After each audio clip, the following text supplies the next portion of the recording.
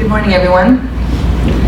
So in Douglas County, we've adopted this before I got there in 2007, but this is the third school district in the nation that I've been a part of that has done some form of site-based budgeting for students at our schools. So to begin, this is my mini agenda. So I wanted to start with a case for site-based budgeting. Secondarily, what is our Douglas County School District's, what I would call a modified student-based budgeting process? And then third, what are the details, some of the details, not too much detail, I promise.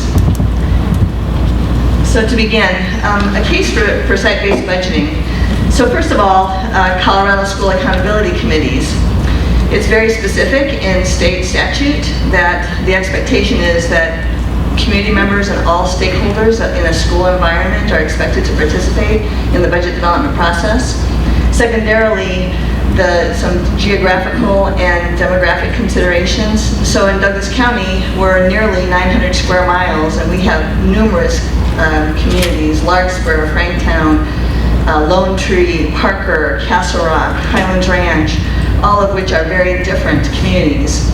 And then finally, our own Douglas School District culture and philosophy. So to begin, this is the Colorado Revised Statutes regarding school accountability committees. Note that in 2 there it says to recommend to the principal of its school priorities for spending school monies. The principal shall consider the SAC's recommendations regarding spending state, federal, local, or private grants and any other discretionary monies.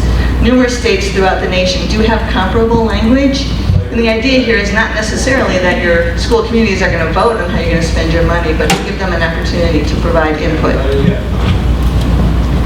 So, as I mentioned already, all of the different communities that are in Douglas County School District, 7 separate towns and municipalities. We're the 3rd largest school district in the state of Colorado. We are serving over 67,000 students. We have a range of 5% to 40% free and reduced lunch, and I say that a little bit in a funny way because I know Denver's probably 5% to 90% free and reduced lunch, something close to that. And then we have 11% special education, which is very comparable in school districts throughout the nation.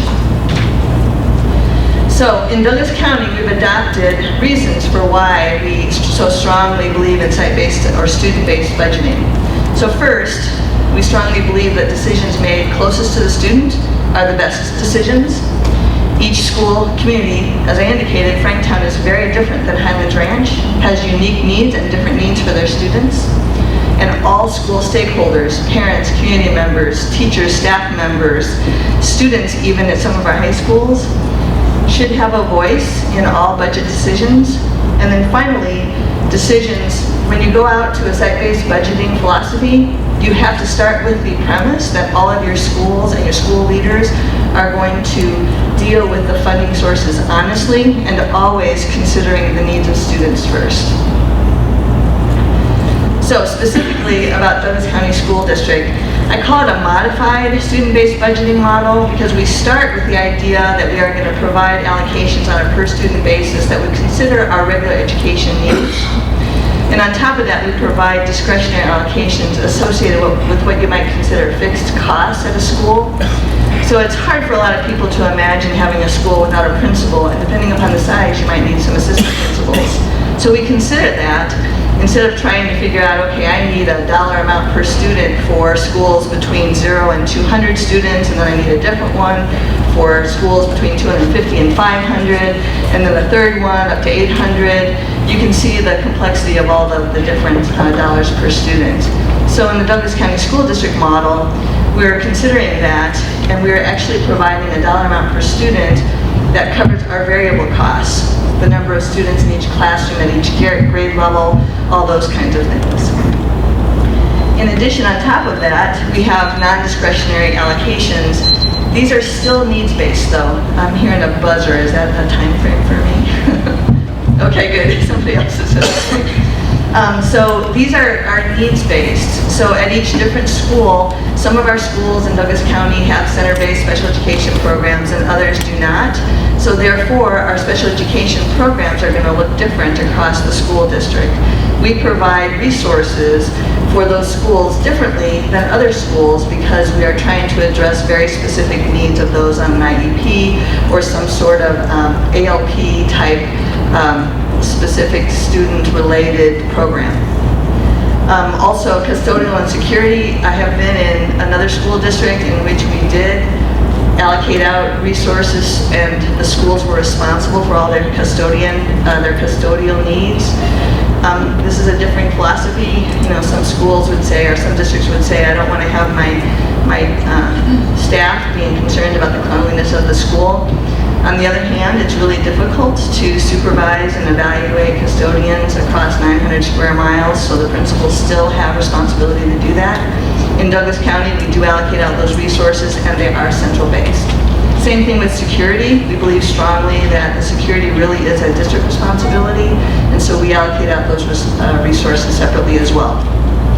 And then finally, district support expenditures. I've learned a lot actually over the last month, thanks to Lisa, regarding the fact that some districts have gone so far as to charge back schools for central administration costs. We have not gone that far in Douglas County, and in fact, we don't hold the schools accountable for their utility spend either. We have schools that range from 60 years old down to 5, and you can imagine that the efficiency is a lot different across that. So we don't want to hold schools accountable for an inefficient building, so we handle all of our utilities globally at the district level. So the nuts and bolts of Douglas County. So again, PPR, that's the state's dollar amount per student. We clearly differentiate that from what we provide to our schools, and we call it a student-based budgeting pupil allocation. So those are the different numbers by elementary, middle, and high. This considers partially the economies of scale and the fact that the needs of the middle school are very different than the elementary, and the needs of the high school are very different from both of those. Keep in mind that you can see our high school allocation is lower on a per student basis, not because our high schools don't need more dollars. We have discretionary allocations for principals, assistant principals, so that our dollar amount per student actually spent at each school is very comparable. Student counts, of course, we project in January. We have to project and figure out how we're going to allocate out those resources for the subsequent year. And of course, in Colorado, we are current year funded. We go ahead and adjust that funding in October based upon the actual counts. And our schools are responsible. There is a forgiveness factor, but if they are under projection, they have to pay the money back to the school district. If they are over, we gladly provide them the additional resources. So again, as we have new schools that come in and impact that dollar amount, and we're not expecting that, we do allow schools, we don't just strip the money away from them, we give them time to pay that back. Staffing costs, we always use average. Our philosophy is that we don't want our schools to make decisions about hiring staff because of how expensive they are. We really would like them the freedom to get that best individual in their school. And again, the non-discretionary resources are totally allocated out from central departments. And finally, and this is one of the most important things that scared me to death when I walked into Douglas County about 5 years ago, the idea that we awarded a carryover to our schools and departments in Douglas County. Initially, I'm trying to figure out how would I possibly manage that as a finance officer to ensure that we're not going to overspend. But by the same token, I know in my own experience with my own children, I was asked one year to clean out the supply closet, which happened to be an entire portable on our elementary school site. And it was our science supply portable. You would not believe the amount of microscopes, beakers, glassware, etc. in this portable that was never used, because at the end of every year, the principal would say, well, if I don't spend this, I'm going to lose it. Here, science teacher, would you go and spend as much money as you possibly can? And we just stored all that materials for years. So the carryover process to me has proven to be an extremely nice way to be extremely efficient with taxpayer dollars. And our schools have the ability, if they know that they're going to need to redo their library or their media center, they're able to save those dollars into the future. So this is what our spreadsheet looks like. This is a portion of it. I'm going to go through these fairly quickly. You can see the SBBPA dollar amount, $3,722. Again, we always get hit with the fact that, oh my gosh, you're only giving us just over half of the PPR you get from the state of Colorado. But again, I got to point out, we have all these other discretionary, the principal, assistant principal, health assistant, volunteer coordinators. And I want to make it clear, we're just allocating out that money. They still have full discretion over it. So people say, well, how can you have full discretion over a principal, as an example? Well, we had a circumstance in Arizona where we had a principal who knew that they wanted to retire, but they really wanted 1 year left. And so they had a small school, and they said, look, I'd like to be able to be a 0.8 or a 0.9 FTE, and that way I would have an additional $10,000, $15,000 that I could use to buy additional teachers in my classroom. So it really is a discretionary model. So the next one, this is our non-discretionary school allocation. So again, this includes custodial security as well as special education providers. Also, our English language learner allocations are here as well. And then finally, our discretionary allocations mid-year. This is the point in which we adjust for October count. We are adjusting as well for the fact that at the end of the year we might have additional resources that we were uncertain of, and so we didn't want to allocate it out until after the year started. In addition, this is when we add the carryover dollars that the schools actually earned in the prior year, and that's fully discretionary. So you can see at the school there's a total of $4.7 million available for them. A portion of that is non-discretionary, about $500,000 is non-discretionary, but that leaves about $4 million in discretionary resources for this school. So our total dollars per student example, remember I made it clear about the fact that we've got SVB versus PPR. So when you consider all of those allocations, to include the non-discretionary allocations, the dollar amount available at that school is $5,238 in comparison to $6,764 of PPR.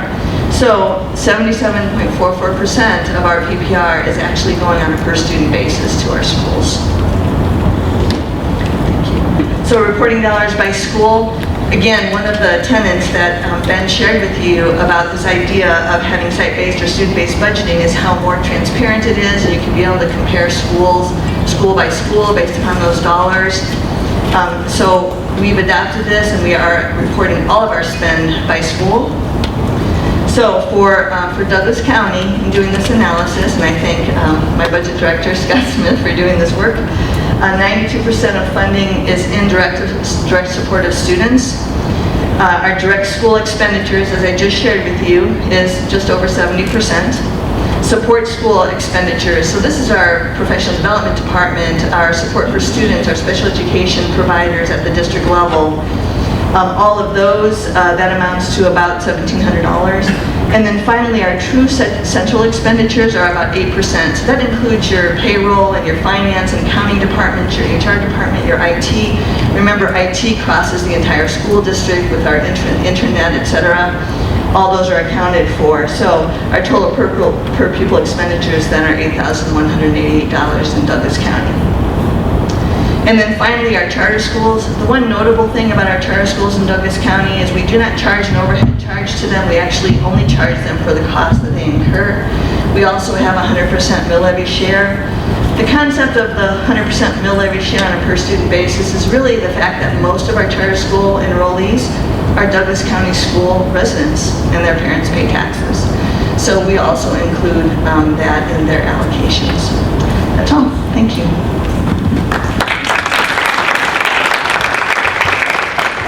Thank you, Bonnie. One thing I did not mention up top, and I hope you take notice, if you looked at your agenda, we'll have a little bit of time for Q&A at the end of this panel, but if you don't get time to get your question in, take good notes, because we're going to have a kind of a Q&A discussion wrap-up session at the end for all the speakers, so write down those good thoughts and questions you have. So our next presentation, hopefully you'll see something a little bit different, another way, another approach to student-based budgeting. And that is from Denver Public Schools, and we have Kate Kotaska. I'll make sure you get the Executive Director of Budget and Finance, and she tells me that she's an awesome speaker. Did I get that right? That's awesome. She's just awesome to know, so I don't want to oversell her, but without further ado, here is Kate. Thank you so much. Pleasure to be here today. I'm going to take a little bit different flavor on some of this. We'll touch on some of the same points that Bonnie covered as well, but some different also. So a lot like Douglas County, some of the same tenets of why DPS moved to student-based budgeting. It was actually my first year in Denver, the year that we transitioned to student-based budgeting. It was in a much different role at that point. So it's been really exciting to see the evolution of this over time. But again, some of those same tenets. Really looking for transparency, wanted to be able to show how and why dollars were allocated to schools, be able to see that path of dollars from one student to another, be able to really clearly explain why one school's budget would be different than another. If, same total population, but the demographic makeup was different school to school, being able to articulate why those total budgets would be different. Flexibility, always a key here. And then also eliminating that stair-step effect. So when you have ratios, you find yourself allocating lump sums based on one or two additional students to maintain those ratios. So to really, again, be able to show that the dollars follow the students. So DPS has a different twist on student-based budgeting. We have a couple different formats within our formula. We have our base funding, which is the same for all students, and we do not adjust for elementary, middle by grade level. It's the same base funding for all kids. And then we have our weighted funding. So our weighted funding is that differentiation based on student type. So it's our English language learners, our gifted and talented, free and reduced lunch eligible, those types of weights. And then we also have per pupil allocations. So we see this a lot in our millivy overrides. So we're giving dollars based on a per student, but it's to fund specific expenses. So one of our millivy overrides is for technology. So we give that out on a dollar per student for that technology purchase, but it's not based on the student type. It's just a per student allocation. And then also dollars that we have in control in our schools are non-SVB funding. So we talk a lot about the difference between student-based and site-based being where that level of control lies over the dollars. So in addition to our formula, we also allocate dollars either by class size relief, which is an application process, carryover funds that Bonnie talked about, grant funding, or all types of different allocations that might come to the school not through the formula, but that they still have control over and are managing within their buildings. So all of those together for us is what we talk about as the total site-based budget. So I went through these, and here's some just additional examples. Not going to go through this eye chart, but it's just meant to illustrate that we have a lot of different weights, factors, per student allocations, funding sources that we're treating in this way in a student-based mechanism. That's page 1 of 2. And so again, it's complicated, and it's a lot that we ask our schools to manage. One win for this year is that we were actually able to roll together our millivy overrides into a single fund. So we still have some strings attached with those dollars, but we're able to manage it on a single funding source, one fund, through reporting to our oversight committees, things of that nature. Again, just to really try to increase that flexibility for our building leaders to manage funds within their schools. So this is the history. Again, I said that little tiny line on 07-08 was my first year at DPS, just celebrating 9 years. And we knew that when we rolled it out, we weren't going to get it right the first time. So we took, the approach that we took was looking at our FTE weights, transitioning those into student-based allocations, and then knowing that we were going to have this continual evolution, this continual review of the formula over time. So we rolled it out in 07-08, we ripped the Band-Aid, we did not do a pilot, we did full scale across the entire district. We did do a hold harmless at that point. So if a school was set to lose money in their student-based allocation, we held them harmless for 1 year and 1 year only. So then, 08, we took another review. We also went through a refinancing of our pension and had some additional dollars to put into the system, and did that in a couple different ways through our base funding, reduced lunch, adding to several of our weights. 9-10, we eliminated our small school factor. So this is one that I still come back to on an annual basis, thinking that we need to revisit, because there are places, and Bonnie talked about some of those base allocations and making sure that purchasing power could be maintained where our small schools struggle. 10-11 was, again, the final year for that small school factor, and then we started to look at central buckets of resources that could be allocated to schools. And 10-11 was the year that we took our central guest teacher, our substitute teacher budget, and rolled that out to schools. So we had about $4 million at that point that we said would be better managed by a school principal than by our central HR staff. So we allocated those dollars to schools and said they were now responsible for managing our substitute teacher time. It was a coup. It was, shock and awe when we went through that process, and principals were really very upset. But we were able to demonstrate to them how and why that was so important for them to be managing, for their student time to be with their teacher and not with substitutes, and have really found some success and some real big wins about teaching time and teachers being in the classroom. One interesting fact when we rolled this out, we talked to a district in Florida who actually published their teacher absentee rate on their student report cards so that they could make that connection pretty immediately to their students' success. So once we got into the data and could explain that, it was a real, actually a big win for that type of allocation. Jump to 12-13, we went through a study with Education Resource Strategies out of Boston and looked at how we were spending money, and found that what we thought was a pretty direct alignment with our free and reduced lunch funds and our English language learner funds and how those dollars tied together wasn't actually as close as we thought. So at that point we actually instituted our ELL weight and rolled that into the formula also. And then 13-14 was really just a streamlining, and then we've made some small adjustments 14-15 and current year just to maintain purchasing power. So we haven't tweaked it a whole lot in the past several years, but if you've heard in the news, flexibility is coming the new topic or the revised topic of conversation in Denver, and so we're exploring things like curriculum, instruction, assessments, and those types of things that are likely to start rolling into the formula as well. So similar to the presentation that Bonnie had, this is the comparison of our PPR and dollars allocated via the student-based budget. This is our general fund only, so this is not inclusive of our levy overrides, but really just to show that growth over time and the intent to keep pushing dollars into school buildings through that formula to the extent possible. Challenges. I think, as we rolled through this formula, obviously I think our biggest one was trying to look at where our desires around flexibility conflicted with where we thought we could hold people accountable. So that's been a continual just review to make sure that we have accountability measures in place to support principals.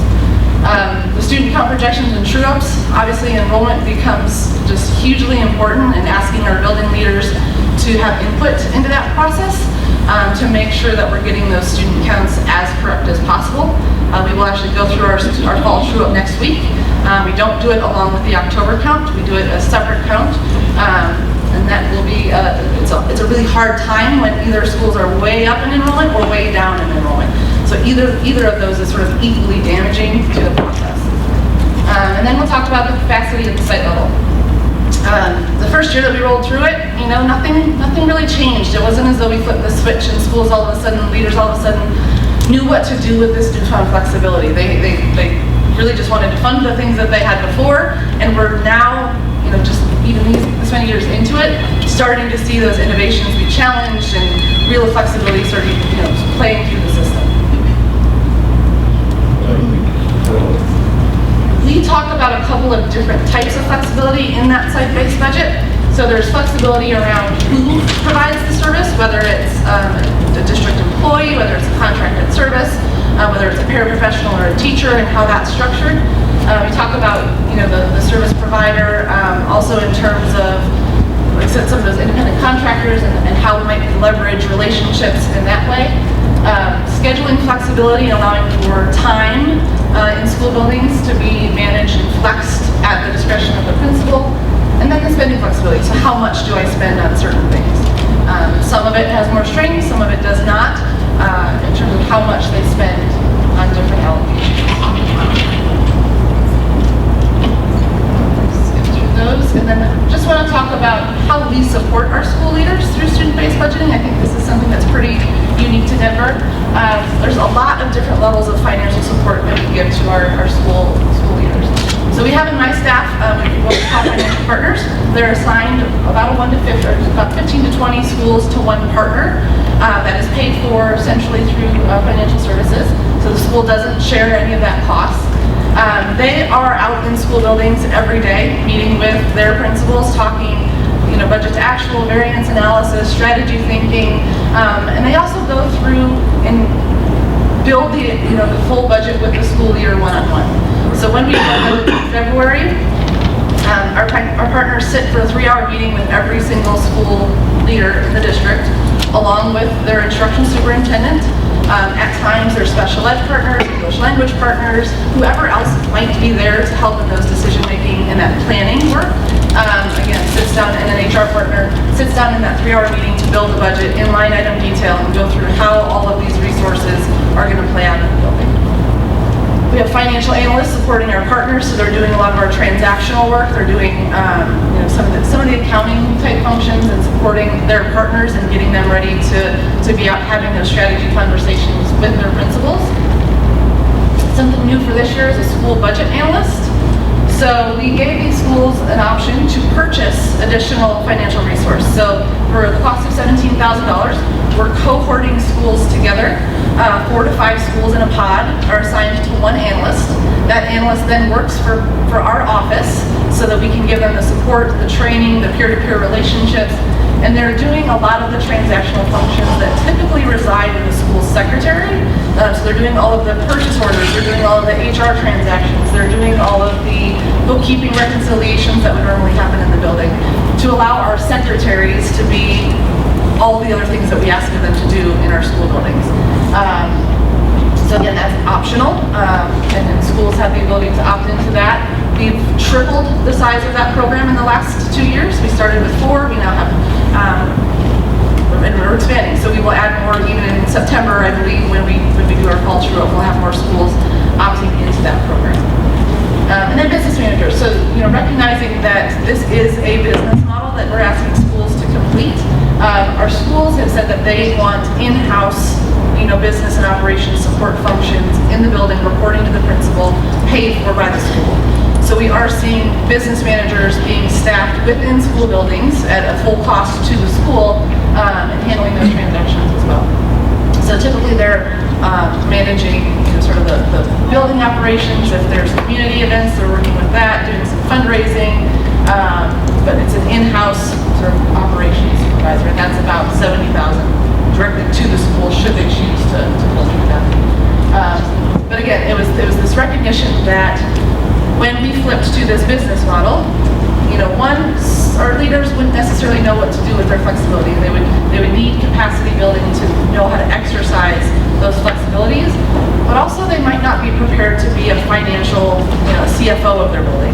And so making sure that we had those resources in place, and it has completely shifted and morphed over time to have those available for principals so that they weren't on this island managing millions of dollar bucket of money, figuring out how to do that within the confines of the laws and statutes that we're also so familiar with. That's that. Thank you. We'll do some Q&A after, and I thank you for your time.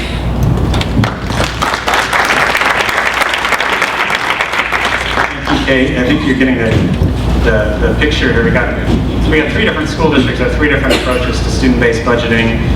In a way, they're all kind of turning the traditional school district model upside down in very different ways, all very thoughtful ways. And so our next speaker is actually going to give us the first of 2 parts. He's going to give the overview now, and then we're going to do a little Q&A, then we'll do a little quick break, and he's going to go more in depth. In just a moment here while So School District 49 in Colorado Springs, sometimes known as Falcon, has a very innovative model all around, not just the way they do budgeting, but all around. I know probably will address that. If I get their presentation up. Is that the correct one? Brett Ridgway, Chief Business Officer from School District 49. Welcome in.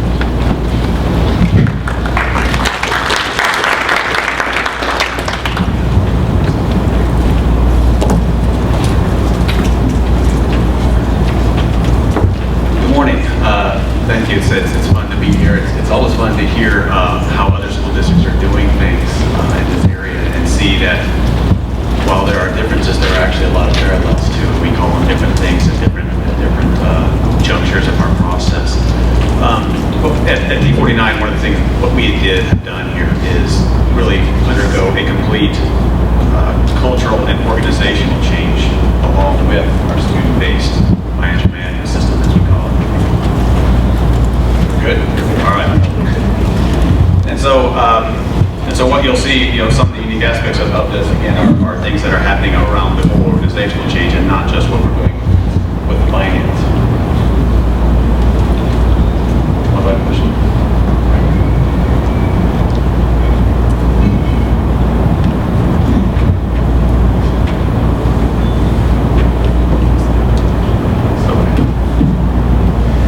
So the way we've approached this game, we've been in this process since early 2009. And what we really do is try and keep things simple at the end of the day. We try and answer the logical questions in the logical sequence. And we spend a lot of time in our state talking about per pupil revenue, per pupil revenue, per pupil revenue up, per pupil revenue goes down, what's happening to per pupil revenue. Our constituents hear that, our parents hear that, even our students and our staff hear that. And so the next logical question from them is what's happening on the expense side. Well, we've been talking about revenue on a per pupil basis. We should start talking about expenses then on a per pupil basis as well. So that was our first step. Our second step is to recognize that people know their locations first. Whether it's the parents, whether it's the constituents, they know their school. Okay, that's their school. That's what they're focused on. That's what they're mainly concerned on. And so that becomes then our first priority in sequencing. Second then is when we do programs. Cutting to the chase, I guess, we allocate 82% per pupil revenue directly to our schools. It is money that's directly spent to them, and it's money that each principal has the ability to affect and is actionable to them. Now, there are different ways that can be actionable. Of course, some of them are more clear when it comes to hiring staff. Some of them are a little more indirect if you talk about utilities, but we do expect them to manage utilities as well.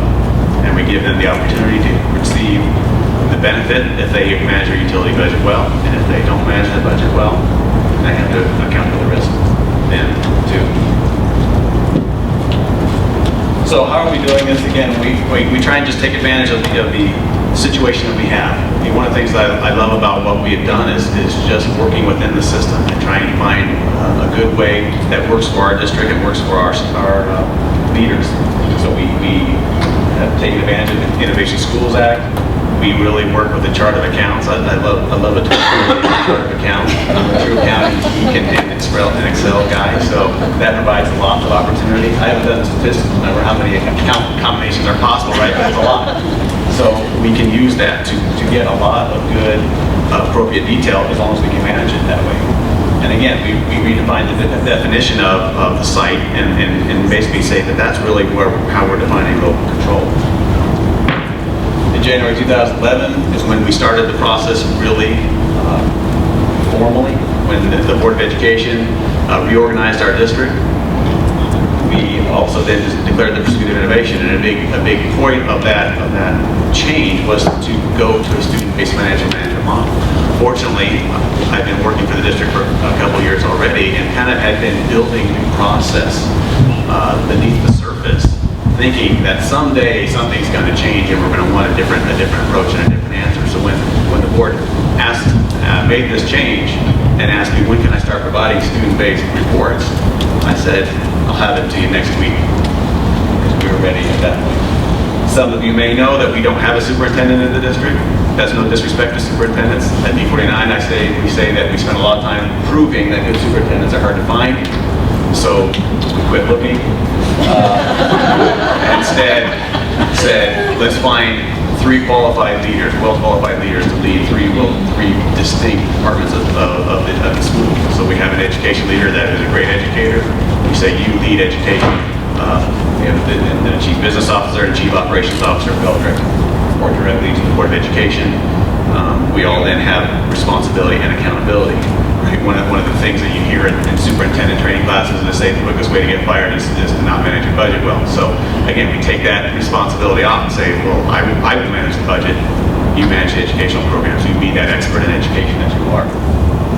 The other thing we did in our district was we created what we call innovation zones or school school district zones, area superintendents, you might be able to say that lead these. These are basically feeder patterns. So we have 3 elementary schools, 1 middle school, 1 high school that are grouped together.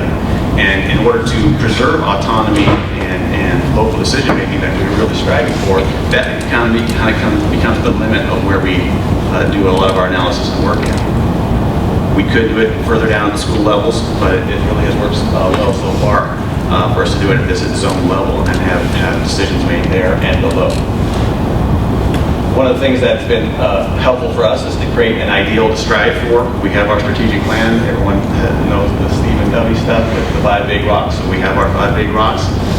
And the things that are really pertinent to finance and to the business office are our first rock, which talks about having trust and being a trustworthy recipient of taxpayer investment.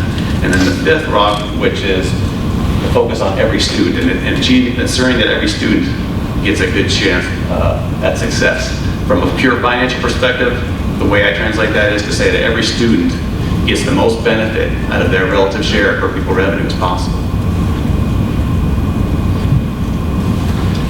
This, of course, you won't be able to read. I'm not expecting you to, but this is the timeline of what we've done.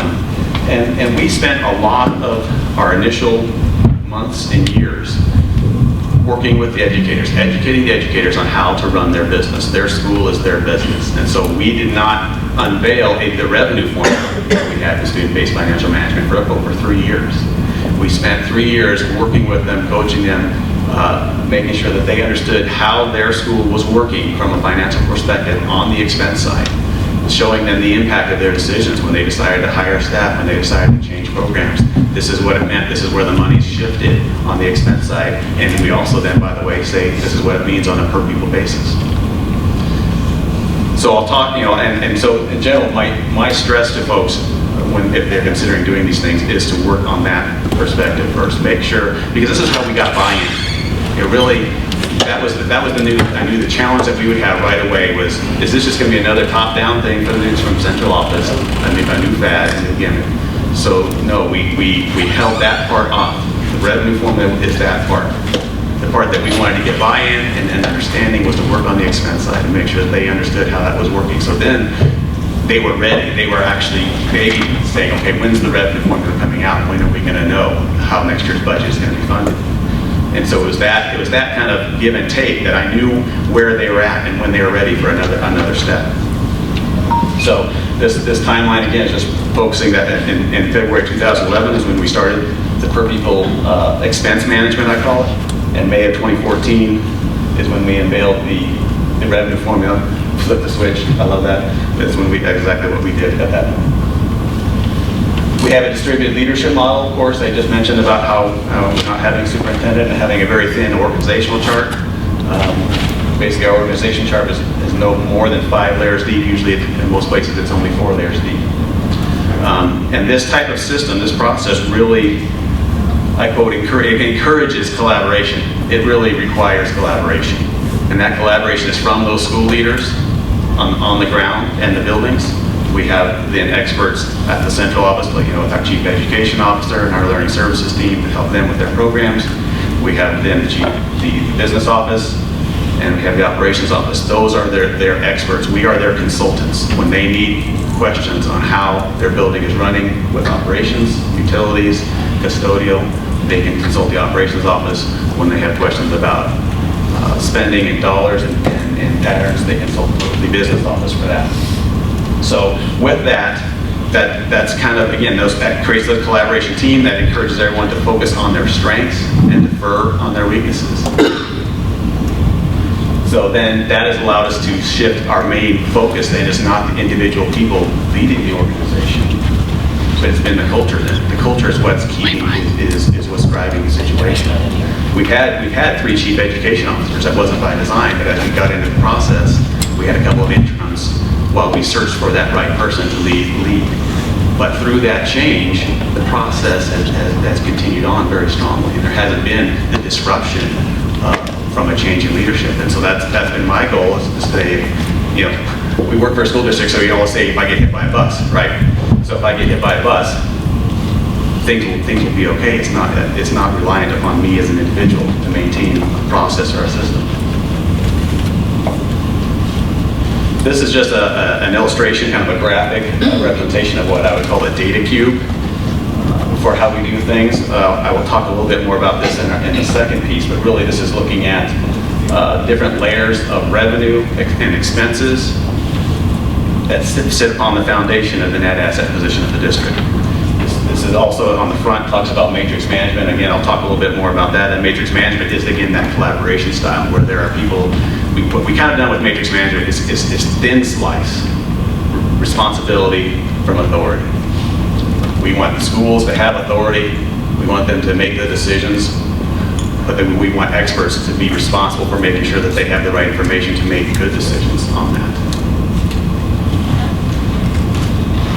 As we've talked about today, it's about clarity and transparency. It's about helping our community understand what's happening in their schools and in the district as a whole. Our gory details, we're not as big as you guys. We're 20,000 students, 1,500 employees, but we have a very streamlined staff. We have there, I think I charted out five employees in finance, not including myself, doing this process. So it doesn't require a huge team of staff. It requires a good team that has good skills and can work with the information and also be that good interface to the students. You see there my evaluation metric. One of my evaluation metrics is to say that our budget will be between the window of 98 and 100% of the budget. So we require precision in what we do. And that's kind of a necessity for this to work so well. So then after those years of investment, again, I'll talk a little bit more on those details in the next session. When we're ready to flip the switch, we say, how would we know that then the budget's right? We have three geographic zones. We have a fourth zone that is kind of a philosophical zone where we do our alternative schools and our online and blended programs and things like that. But the question then is, how do we know that each school, each zone is being funded equitably? And so that's how we dig into the revenue formula. Again, I know you can't see this very well, but really what this page, and this is in our budget package, it has been there for a couple of years. This is how we do our process of normalization. It is normalization that allows us to demonstrate to the school principal, to the school board member, to the community member, this is why one school gets funded at this level and why the other schools get funded at a different level. We will zoom in on a couple of these things here. This also demonstrates the pieces that we carve it, the whole expense load up into, to make it really easily understandable by the school leader and say, here's where your decision points are at. Your decision points are in staffing. Your decision point is in your curriculum and program spends. Your decision points are in your operational spends with custodials and supplies, extracurricular programs. We set it out that way, and then we have our folks interface with them and show them where those decision points are at. And those have proved to work out pretty well. Here, again, I don't know if that's big enough even yet to see as I tried to zoom in on it. This is the answer we have for our four zones. Again, you can do this at a school level, and sometimes I do some work at a school level. It's just not usually published. But this is how I can demonstrate on the right, in the yellow highlight in the lower right, $5,527.40. Yes, we want to be precise. That every zone is allocated on a normalized basis. When we go through the normalizations, that results in a different number on a gross view.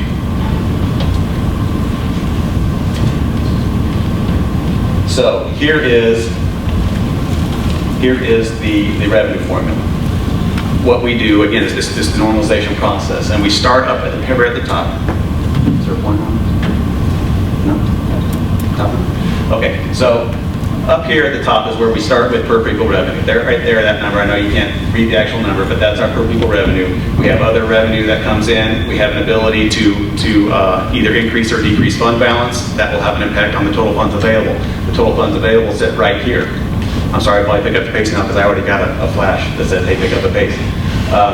Then we peel off our indirect cost allocations. Again, these are not actionable by the principals, and so we peel those off right away. We have those in two categories, one being internal vendor groups, which it comprises transportation, facilities, nutrition services, information technology.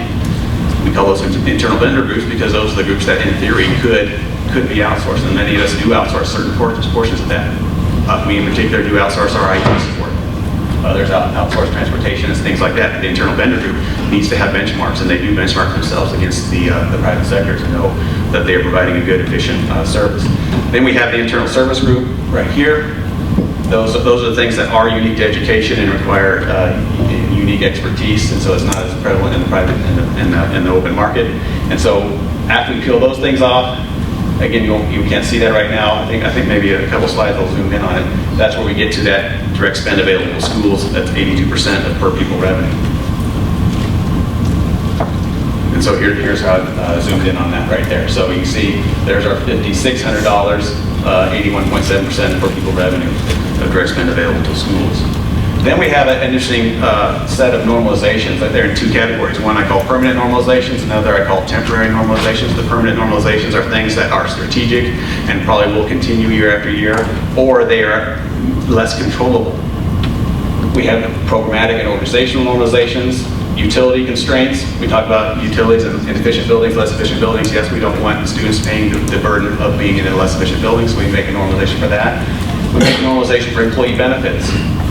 So if you hire staff that needs family benefits versus the person that just needs employee-only benefits, that's a different cost to the district, a different cost to the school, but we make a normalization of that because we don't want decisions being made in that regard. We also have distributed special education, meaning that's the special education service that's happening in the school itself. Yeah, those are the permanent normalizations. The programmatic and organizational one is really one of the most fun ones we have here. These are things that are unique to the school, unique to the zone, that have high visibility and high importance to the district, to the Board of Education. For instance, the favorite example is in one of our zones, the Sand Creek zone there at Sand Creek High School. They have a big IB program. Many of us know that IB is not a cheap pursuit, and so we make a normalization for that because it is something that is important to the Board of Education. In theory, the zone leaders in the schools could contemplate whether they want to keep IB. That can be a good and valid discussion to have, but that discussion will involve the Board of Education and the central office. But it doesn't mean it's off the table. On the next page, we have the temporary normalizations where we have salary subsidies, school size administration, and at-risk calculations, so that we get on the bottom here to a total resource available by school. So points of process. Again, this has really been integrated with a whole organizational and cultural change. And so all these normalizations that we do, I built the spreadsheets, we can do that in just a matter of a few days, but it's the time that really took was getting the coordination and getting the buy-in from the team. Each of these things are negotiated with the school leaders, those programmatic and operational normalizations. When they want to make a normalization for an IB program, they talk about here's the extra costs we have supporting IB over the normal program. And so they bring that to the other educational leaders, they negotiate that, and then I take that information and make the quantifications of it. We also provide a lot of what I call multifocal looks to understand the results. We do a lot of bridges, a lot of walkboards, zero builds, things like that, so people can understand depending on what their best learning style is. We involve the DAC, the budget subcommittees, a lot in this process as well. Next generation, we're bringing on academic results to be able to come in right alongside this, so we can really talk about efficiency and effectiveness of our program. And then a lot of other things will be coming on even further. So we're not resting on the process as it is. We're continuing to evolve and develop it quickly to make good decisions for the students. Thanks. I think we have time for one good question of the panel, and then we'll shift to the workshop portion of the program. Anybody have? In the back. Will the slides become available? We will make the slides available. Everybody's agreed. All my speakers have agreed to share. So thank you for asking. Do you have any direct questions for any of the panelists? Tracy. What do you do with local fundraising that's in each building? The question was, what do you do with local fundraising in each building? Anybody who wants to jump in? For us, typically monthly, it's managed, if it's going to purchase staff, which is totally allowable, it must be received through our general accounting office, and it's set up like a grant. We do have schools that are also managing student activity funds within PTA groups and things like that, sort of off our books. But both of those are allowed. So Tracy, is the nature of your question the conversation that some schools are able to generate a lot more local funds than others? So that's an ongoing battle, of course, but as a parent, it would be really hard for me to accept that the donation I'm giving to my school and my kids is going to go someplace else. So right now, we are honoring each school's ability to raise their own dollars. All right. Quickly, one quick question in the back. How are you guys handling unfunded liabilities? How are you handling unfunded liabilities? I assume we're talking about pensions, maybe. So simply, we're funding them.